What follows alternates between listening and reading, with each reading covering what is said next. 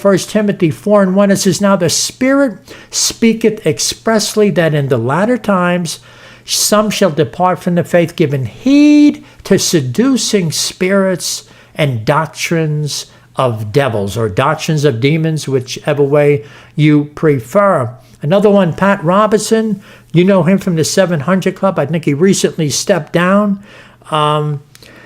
His wife recently died. You're sorry to hear about that. But Mr. Robertson works with Rome regularly for decades. So yes, he did. In fact, if you take a look at the university, Regent University, that's the college that is aligned with Mr. Robertson, the 700 Club. You know, they have the sacrifice of the Roman Catholic Mass offered up regularly in that college, in that university. Oh, yes, they do. It used to be every Tuesday, as far as I know. Nothing has changed. So obviously they work hand in hand with the Church of Rome. He has no problem with that. You know, when John Paul II died, this is what Pat Robertson had to say. This is from CBN.com. April 2nd, 2005, he said, "I am deeply grieved as a great man passes from this world to his much-deserved eternal reward. John Paul II has been the most beloved religious leader of our age, far surpassing in popular admiration a leader of any faith. I pray for the cardinals of the Catholic Church that they might have God-given wisdom in selecting the successor to this great man. Their task will not be easy, but with God, all things are possible."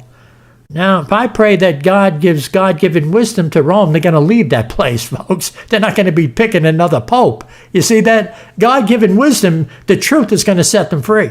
So once again, this is where we are in the modern day. Now, I want you to contrast what Mr. Pat Robertson said with what took place with a man by the name of Marty Minto, okay? Also back during the time of the death of the Pope. So it says here, this is an excerpt from an article from Charisma Now. It says, Marty Minto, 39, a senior pastor of the 100-member Turning Point Community Church in Newcastle, was fired earlier this month after 3 years as a host on Word FM, that's WORD FM in Pittsburgh. The Pittsburgh Post-Gazette reported, Minto said he was told he was alienating listeners.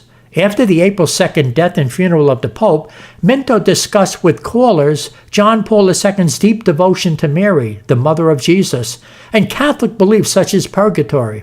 I made it clear that the discussion was not an attack on the character of the Pope, but rather a look at the teachings not only of John Paul II, but of the Catholic Church.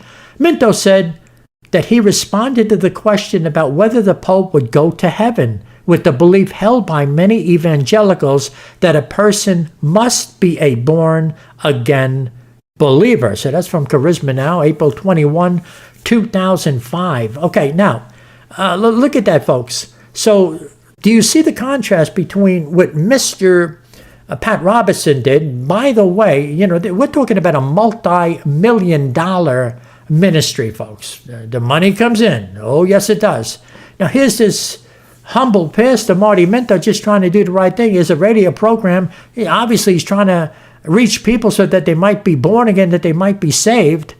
And now, obviously, he took a stand for the truth. This is heavy-duty stuff here, folks. He's standing for the truth, and the man was fired.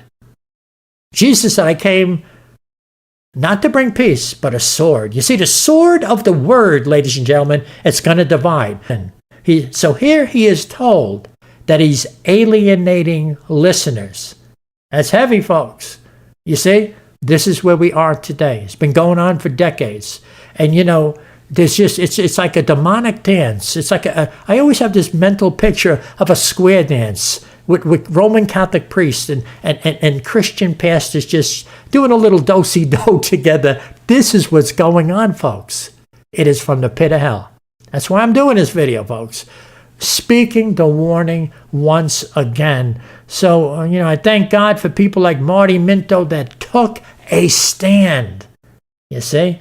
And he suffered for it. It's called persecution. You see? So when light comes against darkness, there's going to be confrontation. It's going to be a problem. You see? You know, you can be a pastor in a church and just tell the people, come on, let's give Jesus a hand. Everybody loves Jesus. Come on, let's give Jesus anybody could do that, folks. And it goes on a lot in modern day churches. You see? So when you try to warn people, it's not well received.